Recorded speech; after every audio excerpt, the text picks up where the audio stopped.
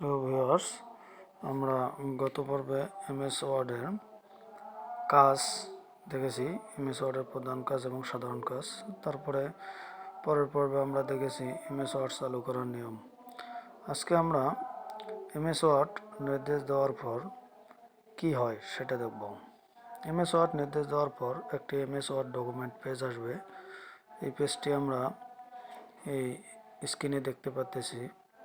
এই পেজটি আসবে। এই পেজটি আসলে আমরা এখানে আমাদের প্রয়োজনীয় কাজ করতে পারবো। এখন আমরা এখানে যে 8টি মেনু আছে, 8টি মেনু সম্পর্কে আমাদেরকে জানতে হবে। এই বিষয়গুলো সম্পর্কে আপনারা বিস্তারিত জানতে হলে আমাদের ইউটিউব চ্যানেলের লিংক নিচে দেওয়া আছে, www.youtube.com/@bdknowledgepower। ওখানে গেলে আপনারা সব কিছু জানতে পারবেন। এখন আমরা স্ক্রিনে যে পেজটি দেখতে পাচ্ছি সেখানে লেখা আছে এমএস ওয়ার্ড যে সকল ট্যাব থাকে। তাহলে এমএস ওয়ার্ডে এখানে দেখা যাচ্ছে 8টি ট্যাবের মেনু। এই 8টি মেনুর নাম দেয়া আছে, আপনারা এটা চাইলে লিখে নিতে পারেন।